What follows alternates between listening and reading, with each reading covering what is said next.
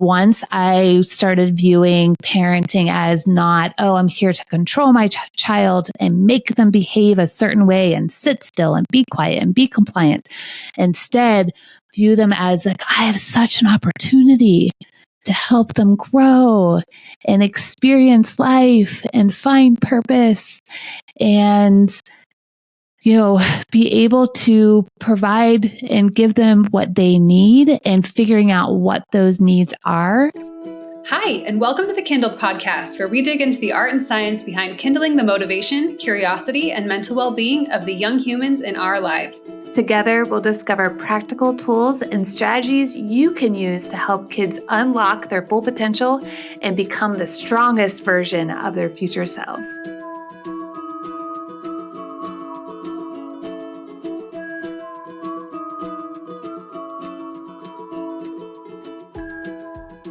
Welcome to the Kindled podcast, everyone. Adriane, hi, how are you? What's new at your house? Hi, what's new at my house? Just got back from a camping trip. Oh, fun. How'd it go? It's a long weekend. We got lost in the desert a little, trying to find. How's your weekend? So there were at least desert. Lost in the desert. We live in Arizona, and we are camping in more, I wouldn't say northern Arizona, but central. So it's high desert.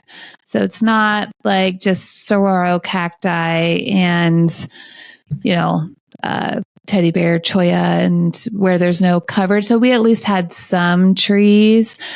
But we were trying to find a water hole. I read a blog post and I sent it to the other family that we were with. We read it. I screenshotted it because I knew we weren't going to have any service when we were out there. So that's interesting too, is helping kids navigate an area without GPS, without having maps. Yeah. Or we can't just look this up, So we came very prepared and we had all the things that we needed. And this blog post said it is very hard to find. However, if you follow these exact directions, you can get there. Well, they failed to put a part. You get to a fork in the road before you get to, there's this like stone structure house that's really, really old. It was probably, built by whoever used to reside in that desert. And we didn't see that, but there was a fork in the road. And so there were people behind us who had been there before, but had been years. And so they were like, oh, we go right. And my intuition told me to go left, but it was going up away from the water instead of going down towards the water. But it felt like more of the main trail. We had lots of people with us. The people behind us were like, nope, this is the way we go. So we followed them and they were incorrect. And so they disappeared. I don't know where they ended up, but they also didn't have dogs and they didn't have little kids. We had like 5 and 6-year-olds with us. And so it was very different dynamics. They could just walk over all these big, massive rocks and to get to where they were going, whereas we had to take a trail because of all the things. So then dogs' paws were burning because we didn't have boots for them. And these are things that you have to think about when you live in Arizona. If you live somewhere like where I'm from in Pennsylvania, you don't think about putting boots on your dog. Because the sand gets so hot. And so anyways, we had some really disappointed kids. And we ended up going down to the water. We made the best of it because we just needed to get cooled off. And it was still beautiful. It's just where we were camping also had that same water. We were just further up the creek. But there were rapids and the kids made the best of it. There just wasn't a swimming hole where they could dive into it from a rock. And that's what they were looking forward to. And so after the fact, I was thinking about, while it was happening, just allowed everyone to be frustrated. People were complaining and saying, oh, because we had turned back around, but then we didn't get to that one top trail. And so there was just a lot of complaining and a lot of just frustration. And, that's normal. That's part of life. And after the fact, after we got back, I was reflecting on the whole situation. And it made me think about how that's how life is. But yet we tried to create all these experiences for our kids so that there is no frustration. Mm-hmm. There is no failure. And so, because I was getting really, really hard on myself. I should have listened to my intuition. I should have, because when we came out of there, we did find a couple, because we kept running into people and they had no idea where they were going either. So, I mean, it is a hard place to find, apparently. And we took a really crazy dirt road to get there. So it was, we're going 5 to 10 miles an hour. So it's not easy to get to even in the car. And so we ran into people and they told us, oh yeah, it's right up here. You find the little stone structure and you turn right. But at that point we had been in the woods, or not woods, in the desert for 2 hours with grumpy kids. We didn't pack lunches. We had food, and we had dogs with hot paws. So and the clouds were stacking up. And so, and also in places like that, flash flooding is a real thing where it won't be raining where you are. And all of a sudden, water can come from up creek and like wipe you out. And so we saw the dark clouds and decided to turn back. And so we had a really good conversation with the kids. So I was like, now it's going to feel even more triumphant and more exciting when we do this again. Like, we can't give up, number one.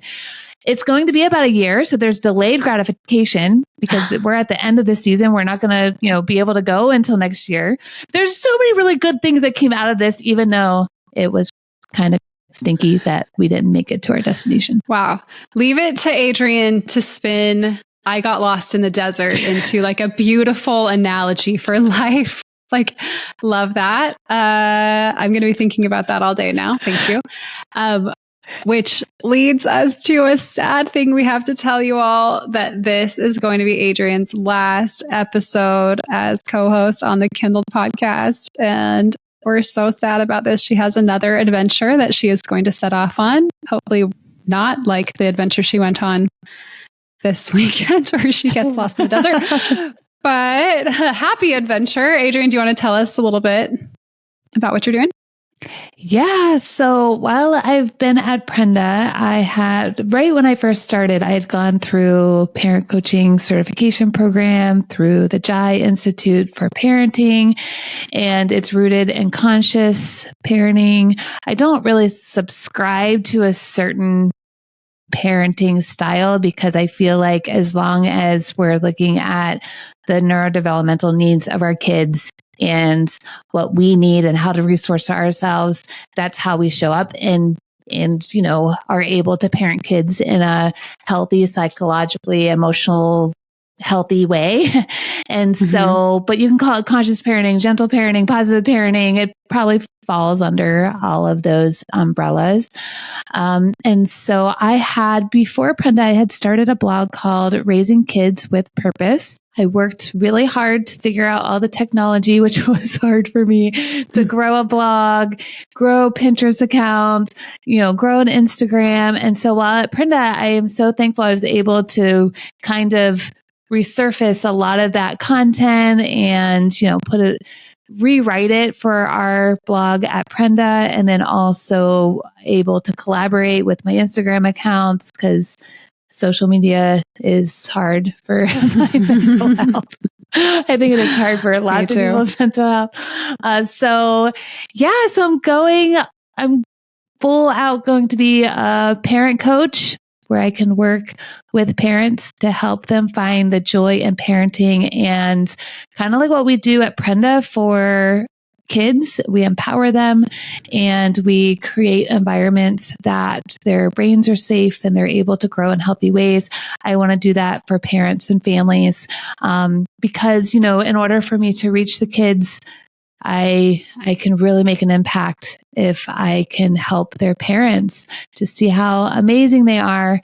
And I plan to be, a parent educator and speaker and do workshops and things like that, maybe for schools, or I'm part of a group called the Mom Co. And so there's a ton of Momco meetups all over the state of Arizona. So, I just got on their speaker list. So hopefully I can go out and speak to those groups too and just make an impact in parents' lives. Going to be so amazing. We're going to miss all of your wisdom and knowledge and funness and playfulness on the Kindled podcast. The Kindled podcast will continue. Just won't have Adriane's beautiful shining face on every week, which I am not going to talk about how sad I am about that. But for this episode, I am going to interview the founder of Raising Kids with Purpose, Adriane Thompson. And it's going to be great. Here we go. You ready for this? Adriane, welcome to the Kindled podcast. Are you ready for this? I'm not ready for it to be my last episode, Katie. But yes, I'm ready. Let's dive in. Let's dive in what it's like to be, raise kids with purpose. What does that mean? Yep, let's do it. So tell us a bit about your background and how you came to the work you're doing and what your big why is. Yeah. So my background, we always ask guests this, and some go really far back and some just go with, with the work that they're doing. And so where do I want to start? So, I grew up in an environment where my parents did the absolute best they could. I moved in with my dad and stepmom when I was about 6, and they worked a lot all the time. And then they had 2 kids who I helped, take care of. And I was there with them after school, before school, even when I was, first grade, second grade, fully getting myself up and ready and off to I was doing a lot of things on my own. But I also was very mature, and I mean, the environment probably made that, but also that's just like who I am and like my innate personality. I'm very driven. I'm very motivated. I want to do well. And so that really impacted whenever I became a parent. I was thinking, I have a clean slate. My parents didn't yell. My parents didn't, I didn't have all this tumultuous environment that you hear of, when adults or when they become a parent and they struggle. I didn't have a lot of that, but I didn't also have what I was needing to, be raised in an emotionally healthy environment. There was no one. I mean, they were there when they were home, right? But there were a lot of times where I just did not have a caring adult to co-regulate with and to develop with. And so that did impact when I had kids. And I knew before I had my son, I read Positive Discipline. I loved the framework, felt like I was going to be a positive discipline parent, which I still do agree with some of the concepts in the Positive Discipline framework, but I do still feel like it's a little more rewards and punishment, or not punishment, but I don't know. Do you know much about the Positive Discipline framework? I don't. I was just going to ask you to tell us a little bit, but only if it's a part of your story. Yes. And so, we can put a link in the show notes. So okay, let's do that. And it's used in a lot of schools, and it's where basically you focus just on the positive and you essentially ignore the negatives. And then as I started to do work on my own, I was like, oh, my kids still need me to be present. They still need my presence and co-regulation, not just to completely ignore them. And I don't even think that's what was in the framework, but that's what I got from it, Yeah. And so, but I knew that I wanted to have a positive environment. And then I was gifted with kids who are neurodivergent and who are different, and they don't fit the typical norms of the way kids are supposed to behave. That was really hard for me because I am a rule follower, and I got all of my worth and value from following the rules. And I was really good at getting those stickers and filling up those sticker charts as a child, and getting a lot of positive feedback for being good. So when I had a child who had big behaviors, it wasn't that he was bad or good. And that paradigm started to shift too, of not viewing children as good or bad and labeling them as good or bad. It's just, there are some challenging behaviors or wanted behaviors, unwanted behaviors. And so little by little, I started just reading more and more parenting books and more things about how to raise a kid that had bigger behaviors and needed to move his body a lot. And that's actually the most popular blog post I have. It's called What I Wish I Would Have Known When My Son Was a Toddler, or something along those lines. Mm-hmm. And it was because he literally would be like a bull in the middle of the living room and kick up his leg and just run into the wall and try to knock himself out. I had no idea what was going on. I would ask people at his daycare, like, what is happening? And they would just tell me, oh, just don't let him do it. But no one said, why is he doing this? And it was because he needed proprioceptive input that he wasn't getting.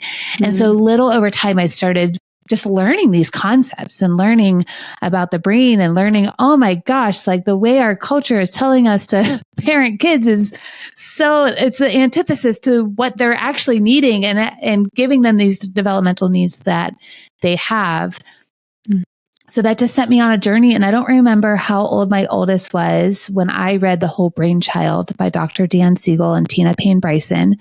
Completely changed my world.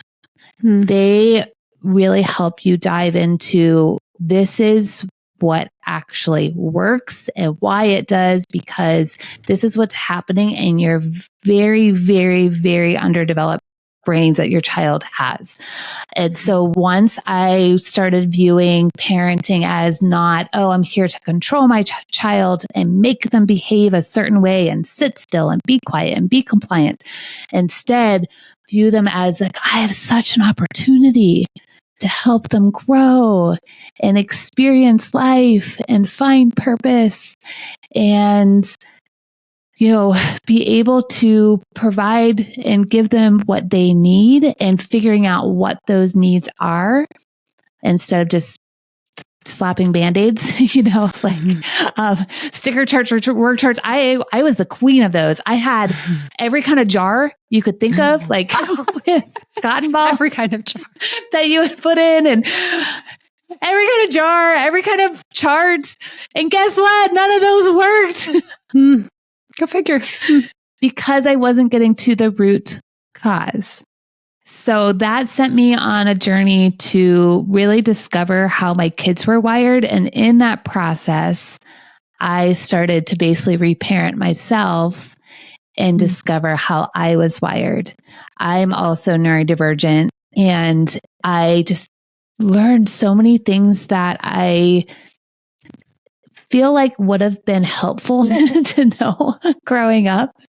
So I'm just trying to break, these generational patterns and to just show up in a way and to not only heal, but also really pay attention to my nervous system, to my thoughts, to my beliefs, and just show up every single day. And so that turned into this blog, Raising Kids with Purpose. I wrote a lot of content around these things, really diving into strong family culture. Couldn't find a lot of books on it. So maybe one day I'll write a book about creating a strong family culture. Yeah. And I'm really creative. And that's something that I've always loved doing since I was a child, is creating. So I've created a lot of printables, and a lot of them I have transformed, and they're on Prenda's blog as well. And so I created a lot of printables and toolkits and things that not only are for parents, but are also serve the child and they can do with the child. And so lots of just really easy, practical tools to help parents create an environment where kids' brains are able to develop in a safe way.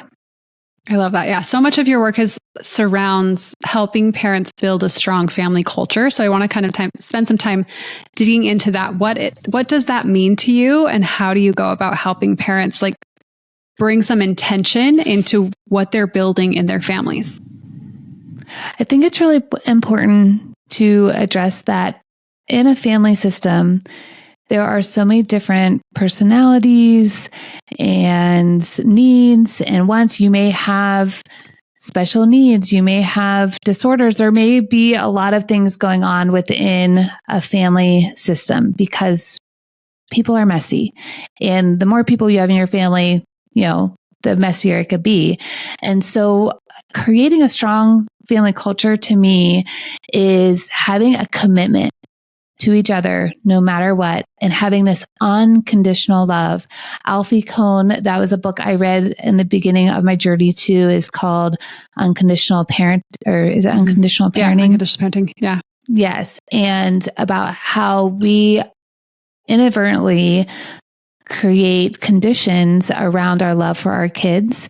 And so having a commitment, having true unconditional love, not, oh, well, you didn't listen to me, so I'm not going to lay with you tonight. No, I know that you need me to lay with you tonight, no matter how you behave or how you act. And this goes for, with your spouse, with your kids, like in the whole family unit, having good communication and having shared values and traditions. And a lot of, the traditions and even not just traditions, but rules and boundaries and all these things you have set up are all tied to your family values. Yeah. How do you discover that for yourself? Talk more about family values and how, if I'm just a person who's never thought about this, because that's how parenting is. You're a person, you're yourself, and then suddenly you have a baby. And it's oh, we have not had classes or there's parenting books. So we're not prepared for this at all. And it's so funny because we have master's degrees for all of these things in the world. And it's man, I wish I could have a master's degree in helping kids raising kids with purpose or identifying our family values. This is not a normal thing that we all go through when we start having kids. So talk a little bit more about, just some practical strategies maybe. Yeah. So with values, I do have 2 blog posts on this. One is about defining and finding your values. And I do have a full family values toolkit with lots of different printables in there so that you can work together as a family unit to figure out what your values are. And then I have another one on how to make your family values stick. So defining your values, you can start with just asking questions. And we do this in family meetings. And so we have a family meeting time where you could do weekly, or I have a friend, Amy Carney. She wrote a book about purposeful parenting to parent on purpose. And she does it once a month, and she has a printable on her blog that you can access as well. If you have older kids, it works really well. And so in our family meeting, we can sit down, go through the toolkit, and start by asking some questions. So here are some questions. So what qualities do you value in other families? So look at what other families are around you. And, if you're on social media, that's probably really easy to do. Go look at what other people are posting for their highlight reels. Look at, celebrities, look at friends, people that maybe if you go to church, look at families in the church, look at families in the Bible, whatever's important to you already, start by that. Look at qualities that other families have and write them down. You can also, how do you want everyone to feel when you're all at home? Do you want people to feel unsafe? Do you want people to feel my brother's going to constantly be putting me down, or not feel good, feel isolated, alone? Typically not. So ask the family these questions. How do you want to feel when you are in these walls in our home? How do you spend time together? Think about, what do you do when you're together? What do you do when you're apart? As I'm asking these questions, I can already visualize what it is for my family, for you. So already as I'm going through these questions, can you easily answer these? Yeah, I think I can easily answer them. I'm trying to imagine the conversation with my kids now and what their input would be. And I think getting that shared vision is actually more important. Maybe, it's important for the parents to be this is what we stand for. But then it's that's great. Stand for that all you want. If you don't have the buy-in of your kids, or if you can't rally the troops around that cause, that idea, then it's not going to happen anyway. So it's actually just going to cause discord, because then you'll be well, I wish our house was like this and no one else wants that. So I'm just trying to imagine these conversations. The reason why I asked you that, because you can... But you could start with you. That's why I asked you, because it's okay, can you answer these questions?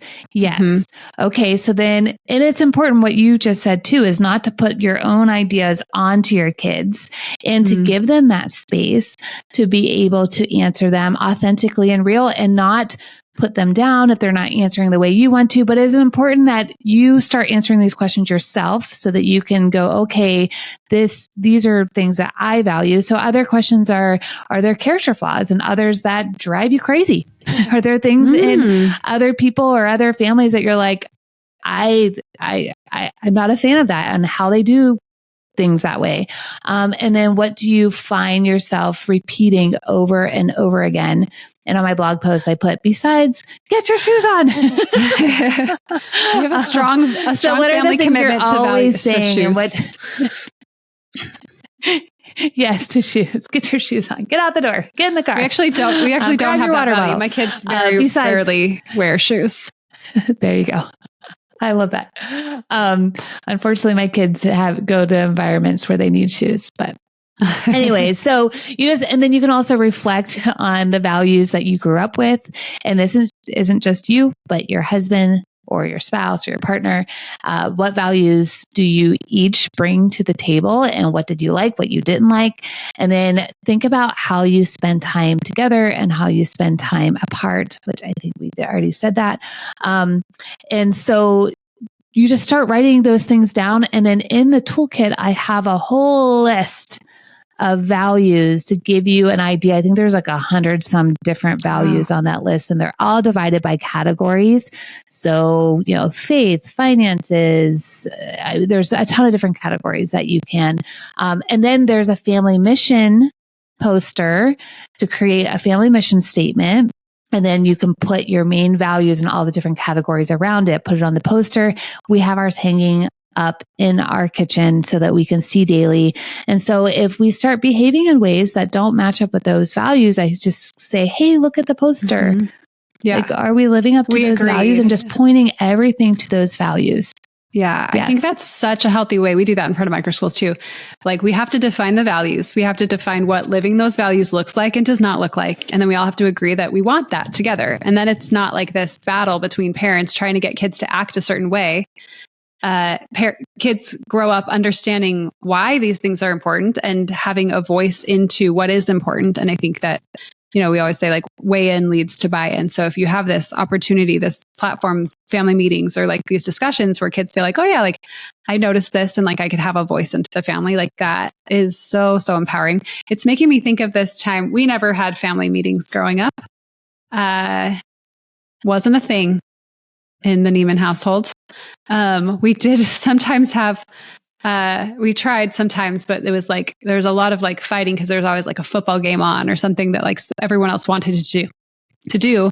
So we never quite got there. But it reminds me of in college, I think my brother, who I'm very close to, and I went to college roughly the same time. And we've suddenly realized that our family was very weird, because we've suddenly had like roommates who were telling us about what their families were like. And like, we saw other interactions. We're like, oh, we're weird. Like the Neiman family culture of like not saying I love you, mocking each other openly, and like just being very sarcastic. And like, that was our family culture. Those are like sarcasm. That was like the values that we had growing up, which was funny sometimes, I will say, but not super empowering or like cozy feeling. Anyways, my family did not say I love you ever. I think my mom did sometimes, but we're just not like a huggy I love you family. And so my brother and I in college decided that we were going to start this like I love you revolution in our family. And like, even though it's going to be awkward and hard, we were just going to, every single time we talked to anyone in our family, whenever we called home, we would say I love you. And so like, even as kids in a family, like trying to contribute to there was no like structure that was given to us, like inviting us into that conversation to define it. But we just made an observation, noticed that we wanted it to change, and just took it upon ourselves to like change the family culture. And now everyone says, I love you. And it's not awkward. And like, we all say it to our kids. Aww. And like probably say, I love you to my kids like 900 times a day.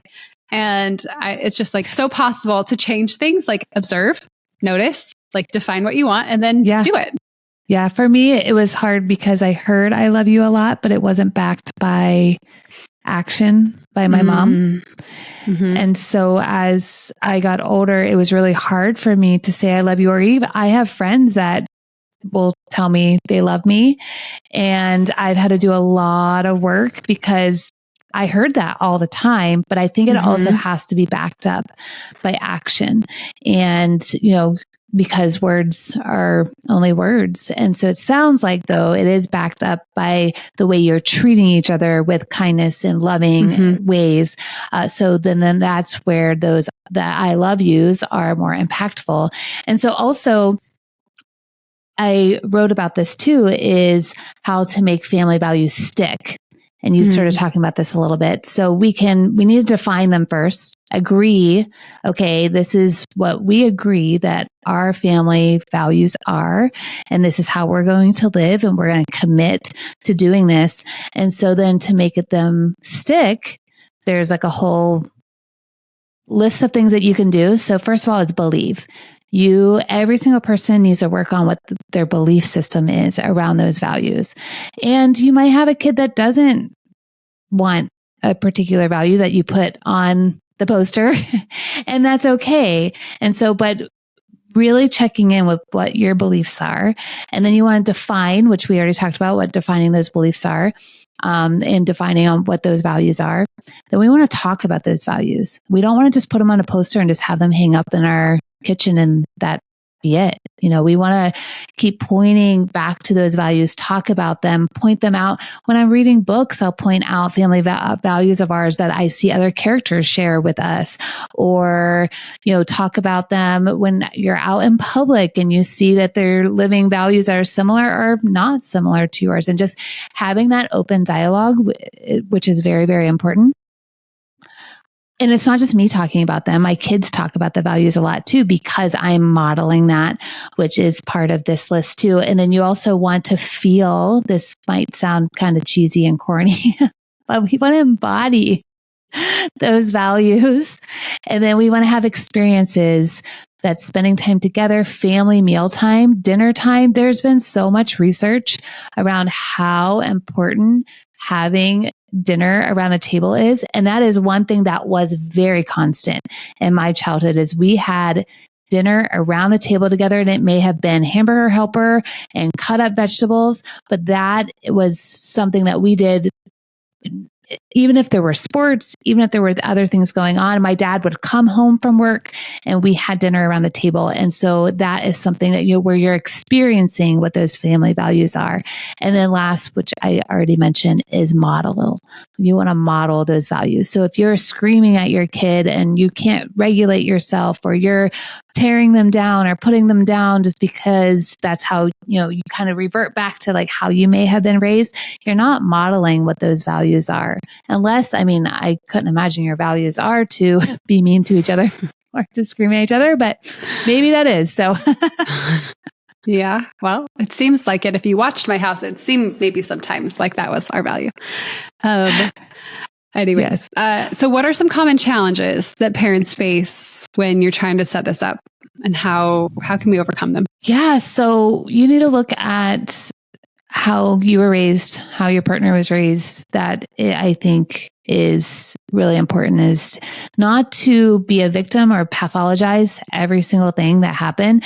And because I think we can kind of get into that rut and into that mindset, but just be aware. I think starting with awareness is huge, and looking at, okay, this is how he or she was raised, this is how I was raised. And then looking at culture, because maybe you're from different cultures too. I have friends that have spouses that are from other countries, or they themselves, their parents are from other countries, and that really contributes to how you act and, and your mindsets and your thoughts. So that can be a challenge. There could be generational gaps, busy schedules, just having so much to do and not really taking the time. Like I said, commitment to each other requires spending time together and being together.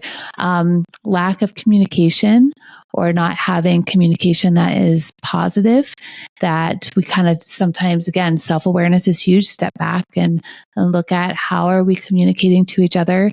I kind of mentioned this, but external cultural influences. On the podcast, the two of us talk a lot about how we view technology different, how we view, play different. Katie, you don't even give your kids toys that have batteries, so our culture though is completely different than that. And so to really look at, okay, what am I doing this just because someone else is telling me to? Or like when we were lost in the desert, I allowed another family to impact our decision versus going with my intuition. And so it's kind of like we can do that with culture a lot too.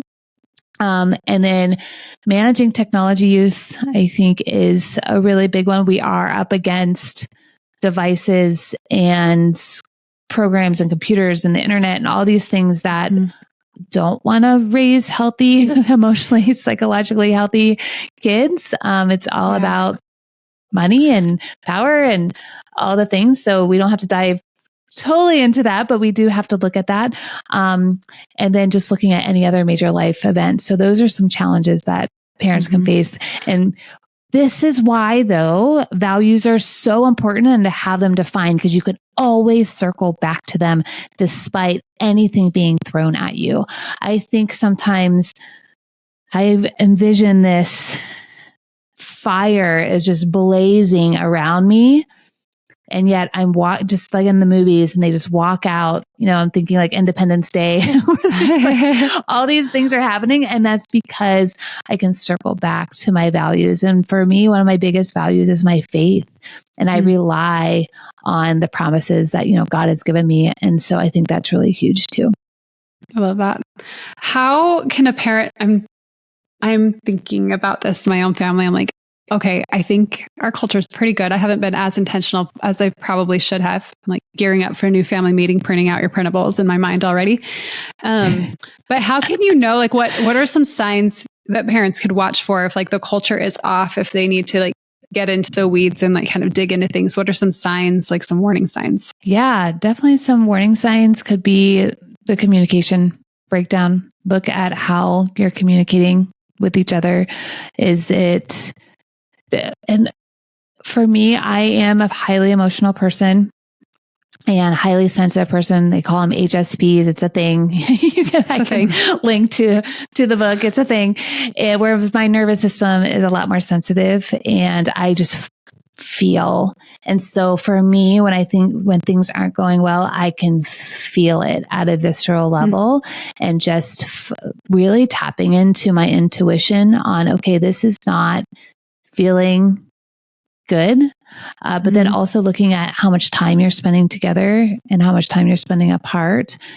Katie, you talk about this a lot and it's helped me is kids as they hit adolescence, their natural tendency is to, go to peers and they want to, start branching out. But it's really, really important, like Gordon Neufeld talks about, and hold on to your kids, is to make sure that home is safe and that they come to you first, not to their peers first. And then that peer, influence. And so looking at that, are they coming to you about your problems or their problems and challenges? Or are they going to their peers about it or to other people about it? So look at communication, I think is really, really big sign of, what's going on, and looking at behaviors too. If you have a kid that is losing it a lot, having tantrums, meltdowns, and it's not typical, there's probably a breakdown somewhere. And you need to like revisit what those values are and then revisit, okay, are they getting their core needs met? Yeah. This just reminding me, I just recently had to set a boundary. Something I love about our community is like kids are in and out of my house all the time. Friends are knocking, like it's like very, like there's a lot of families in our neighborhood and they feel very welcome and like safe in my home. And I really want that. And that's something that we've strived for, that like anyone who knocks on the door gets like a yes, come in, here's a snack, like to create like a safe place for kids. But then I realized that's a great culture that you've created.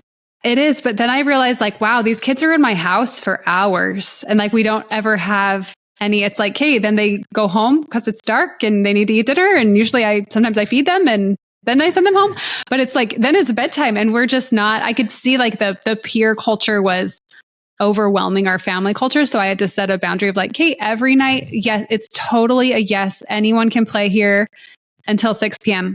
And then everyone goes home and it's family time and we eat dinner together. And like, I just had to set that boundary and I could feel my kids wanting that because but like they didn't have the language with their friends to be like, no, I like just want to be with my family right now. Like they didn't have the language to say that, but they felt that. And I kind of felt like I was taking something away from them. Like, oh, they're going to not like this rule that mom's coming in with. And after we did that and like we just had this time, you could just feel like the culture change. And they've actually said like, thanks for doing that. Like we didn't realize like that, like we really need this time to just like be us, you know, and that's what they want. And that's actually something that my family didn't spend a lot of time together, and it didn't seem like anyone cared if we never saw each other. And then when I was dating my husband, I was like, oh my gosh, he would like drive 12 hours to like go home for the weekend if there was like a family thing, or like his family just is really intentional about being together. And I'm like, if I marry him, then he'll be intentional about wanting to be with me and about our family. Like I want that culture, and here's the way that I can get that.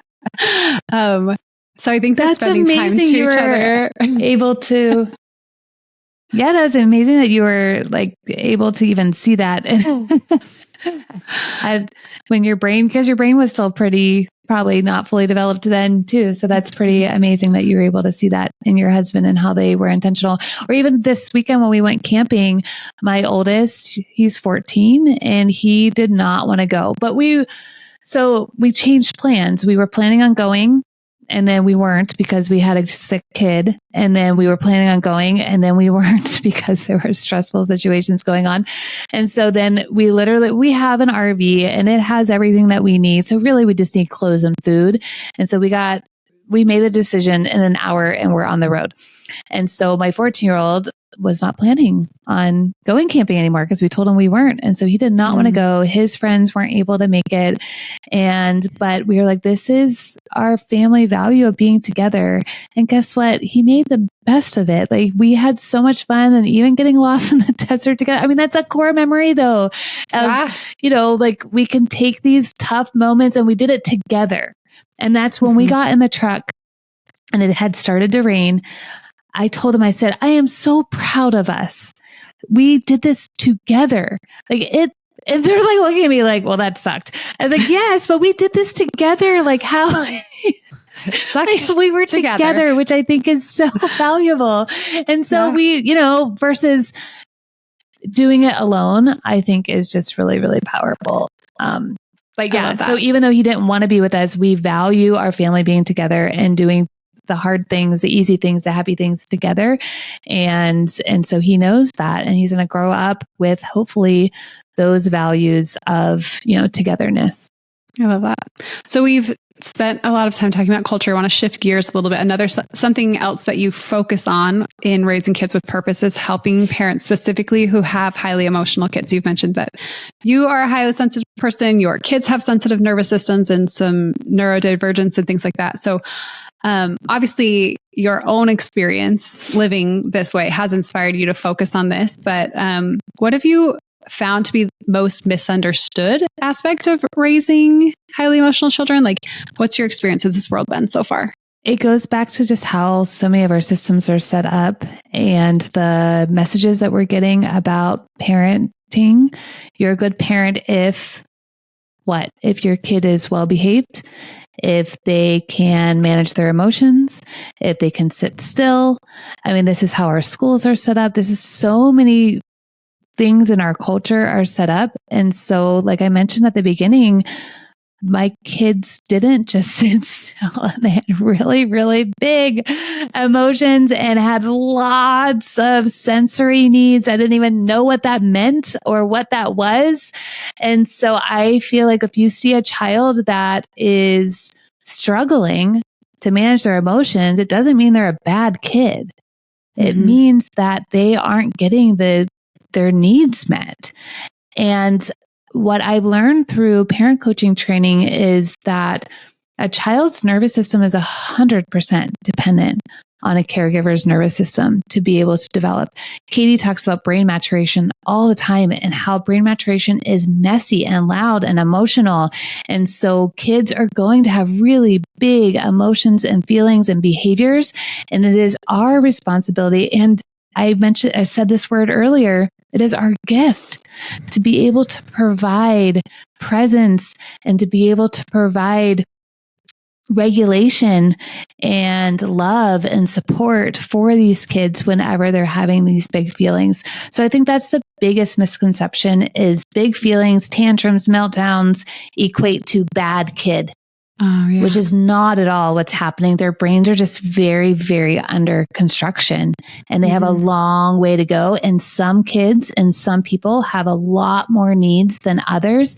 And what I'm seeing is it's more and more kids have additional needs. I'm not going to get into all of that, but there's a lot of reasons for that. And one of the number one reasons is nutrient deficiency in the brain. We are not feeding our bodies or getting the nutrients that our brains need to create the neurotransmitters they need to be able to regulate and to develop in healthy ways. So that's what I think is really important is big behaviors and feelings does not mean bad kid. Yeah. Amen. I think that once you can kind of make that shift as a parent, that one, my kid's behavior does not make me a good or a bad parent. Like these things are separate.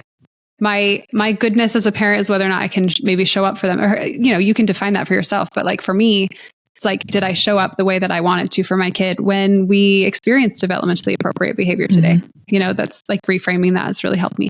What are some other challenges that parents face in this, like helping kids become more emotionally regulated or being present through these? I mean, you have told so many stories of your kids and their dysregulation and how you have found all of these strategies to stay regulated yourself through their big emotions. Can you kind of share what that's been like? Yeah, to answer your first part of your question, the challenges that parents have is if they did not grow in an environment where they were able to feel their feelings and really focus on, having expansive beliefs about themselves or didn't feel understood, seen, and heard, this can be really, really hard when a child is losing their crap and you're just like, what the heck do I do? Because your nervous system is going to be triggered, right? So I think that's the biggest challenge is owning our own stuff first and figuring out, okay, why is my body having this reaction to a baby crying or to a toddler flailing on the floor? Why can't I stay regulated and calm in this moment? And again, not to pathologize childhood, but it could be from your childhood. It could be from your personality. It could be because of how you're wired and created. And so I think that's the biggest challenge. And then also cultural and caring about what other people think and if, judgment. And we have a whole laundry list of those types of things too. And then you said that I have found a lot of tools and strategies. And yes, it's starting with me first. And, we had Andy Martineau on the podcast. I really like her STEER model. It's really helpful to, what are the STER? In my training, we call it something different, but. Yeah. So she says STEER is situation, thought, emotion, action, result. So that's kind of like the cycle that we live. And sometimes we have thoughts and emotions that we're choosing into that don't lead to the actions and results that we want. And so we have to change those thoughts and emotions. And I think that your work is super closely aligned to doing that work, right? Like when you're saying start with you, that's what we're talking about. Like we really need to figure out what's triggering our nervous system so that we can show up in a way where we're able to be a co-regulating option, a partner for our kids when they're having these dysregulated moments. Yeah, absolutely. And with Jai, their framework, they call it Anchor, and it's very similar. I'm trying to pull up. It's not that I can't recall what the actual words mean because I've embodied these processes and these frameworks. So I'm not like, oh, A is this and N is this. It's just become part of how I am, in the way I interact with my kids. And so it does really start with awareness though, and being aware, okay, I'm feeling this. Just taking deep breaths. Breath work has been huge for me. Also understanding that what might work for me may not work for you. Mm-hmm. When my son was working with a psychologist, she discovered she would put him up to, pulse ox and see like where his heart rate was for different things. If there was noise present, his heart rate would stay elevated. If he was sitting, his heart rate would stay elevated. He would need to be standing up or laying flat for his heart rate to come down, because that is his unique individual body. That is what he needs to be able to come to regulation. And so you as a parent, me as a parent, we're going to have different strategies and tools. That's why I really struggle with some of the things out there, or some books. It's like, if you do this, then this is what is going to result in, or, here's your toolbox. And I have lots of toolboxes and things. And I do have all these, but I want to make sure there's a caveat here that you have to do what works best with you. And it really starts with attunement. So you got to have this awareness and be really aware of your thoughts and beliefs, and then really tap into your intuition and be attuned to what your kids need, because this is just a beautiful, I keep saying beautiful gift, but it's a beautiful gift that we've been given to be able to raise these little beings and to have this special superpower of intuition and of attunement, starting with myself and then seeing what my kids' needs are. So if I've done a lot of work, right, to be able to stay in to stay in ventral vagal, and to be able to stay in that higher sense of self. That's like my social engagement system. We're talking about the nervous system. We can, link to our nervous system episode that really, really dives into this.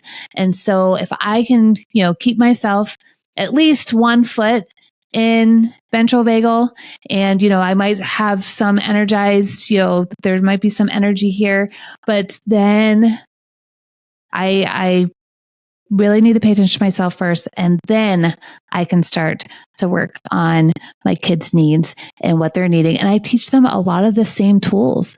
And we had Samantha Snowden on from the Anger Management Workbook, doing a lot of workbooks and those kinds of things. She has amazing tools in that book, and I'm learning alongside my kids. And so again, making sure I start with myself first, and then I look at, okay, here are the behaviors. And I'm kind of like a scientist, it's like, here's the data that I have. This is what's happening.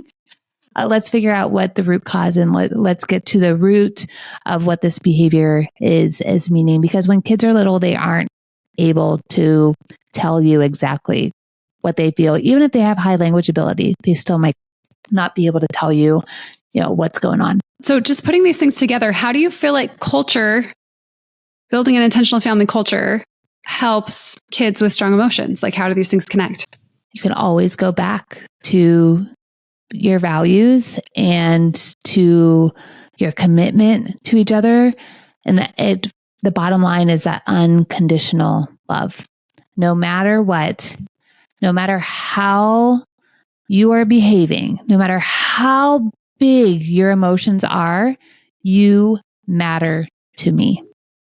Imagine a world where every adult that you know grew up in that, and how different things would be. And so we have the opportunity.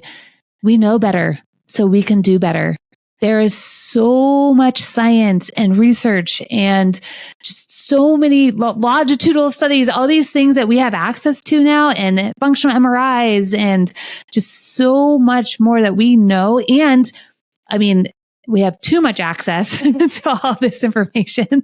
It is like almost, information overload. But now we can do better. I feel like there shouldn't be an excuse of raising kids in a way that hinders their development. Can you share a success story maybe where you've seen this approach work? Because I think if I was listening to this, I would be maybe thinking like, oh, but not my kid. Like, my kid's emotions are too big, too intense. Like, this won't work. Well, define what you mean by work. Well, it won't help my kid become more emotionally regulated. So I think it's important to look at like what the goal of, is it so that your child is just behaving like culture wants them to be, or is it to make them feel unconditionally loved no matter what. The very first parent coaching client that I had, she has a set of twins. And at the time they were 5. And then she has a younger daughter I think she's about 3 years younger than the twins. And at the time, before working with me, she had never heard of the word neurodivergence. She didn't see, some of these signs or behaviors or things that would, fit that. But her husband knew that he was dyslexic, which falls under, the neurodivergent umbrella. And when she first came to me, she's like, I'm reading all these books and they're telling me to do all these things. And I'm trying to do all these things and nothing's working, kind of like what you're saying. And so over time, we redefined what working meant. We redefined what she needed to, how to resource herself. And we really helped change the paradigm of what her role was as a parent. And by the end, it was just amazing. She no longer was just living in fear of judgment of others because of the way her kids were behaving.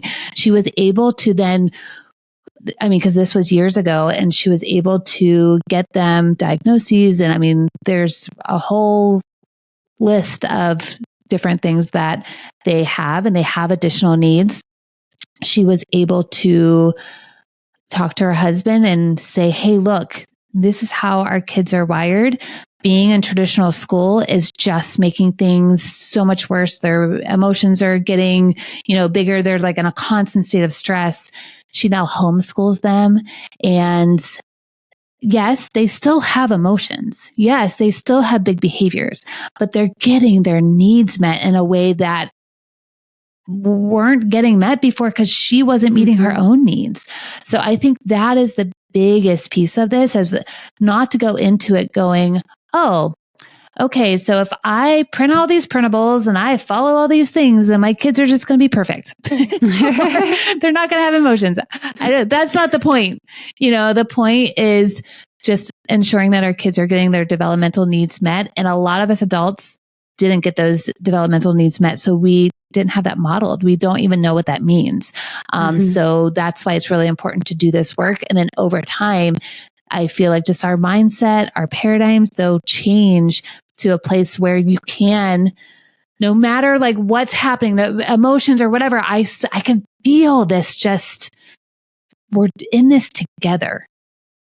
And that is how family culture, and having a strong family culture and being intentional and having a strong purpose, that is what that does. You just have that to lean on.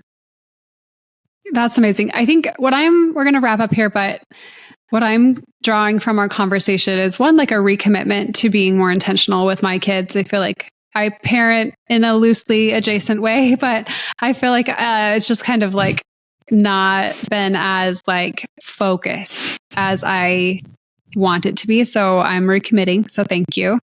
And also I just feel an incredible amount of hope, because there are so many parents out there that are really, really struggling. And I look back before I understood these ideas and principles, and I had really bad postpartum depression. And I had a 3-year-old who was kicking me in my pregnant stomach, and all of these big, big things. And I didn't have these tools. And I am so on the one hand, deeply sad that you're going to be leaving the Kindled podcast, but also so excited for you and for all of the impact that you're going to have in the world, the parents and the families you're going to reach. And I'm just so full of hope and excitement for you. So tell our listeners how they can stay connected with you, how they can follow your work and get involved with raising kids with purpose. I encourage anyone, if they're having a struggle or a challenge, I get people that email me all the time, and I am a real human here, and I really, really care about you. And you can email me. It's Adriane, Adriane, at Raising Kids with Purpose, the blog and the website. I'm doing an overhaul. So by the time this gets published, it should be a brand new website and has all my programs and all the different ways that I can help you. It's raisingkidswithpurpose.com, Instagram, same handle. So everything is Raising Kids with Purpose. Love that. Thank you for coming on the Kindled podcast. and for all of the things that you've done on the Kindled podcast. Sorry if that did not sound good in your ears. This has been, okay, I can't just say that's it. Katie, I want to thank you so much for just allowing me to come on this ride with you. I was terrified that first episode that we did, and especially our first interview. I was shaking. I had to change my clothes afterwards because I was sweating so bad. And I feel like you have just pushed me to be in my learning frontier. And so what you're doing at Prenda and what you're creating at Prenda, you live out and you are all about empowering people. So I just want to publicly thank you for empowering me. And just, we really grew together in this podcast, and I'm just not ready to say bye, but I know it's time. It has been quite the ride and quite the journey. And I just want to publicly thank Adriane for everything she's done. You guys, the Kindled podcast would not exist without this lady behind the scenes. She does so much. And also I just want to thank our editing crew, Amy, Lashana, everyone who participates in this work that we do. It's an important work. It's not over. But we're entering a new era of it, and just want to recognize all of the hard work and passion that's been put into this. And we hope that every single Kindled podcast episode up until this point has been something that you can use to fuel your love for kids and for your passion to protect them and to advocate for them, because they don't have a voice in this world, and they need more of us to stand up and be that voice for them. And when we understand their brains and their needs and all the things we talk about here on the Kindle podcast, that's when we can be really strong advocates. And that's why we do what we do. So thank you to our listeners, and thank you, Adriane. And now, because I've never made a guest read the outro, I'm going to read the full outro by myself. Ready?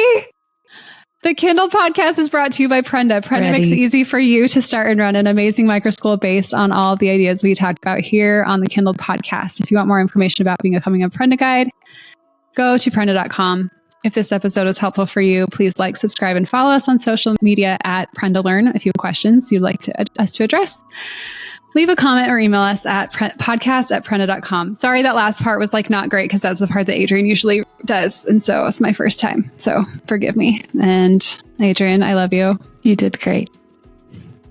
I love you. See, it's when you said I love you, I was like, I love you, Katie. Thank you. Thank you.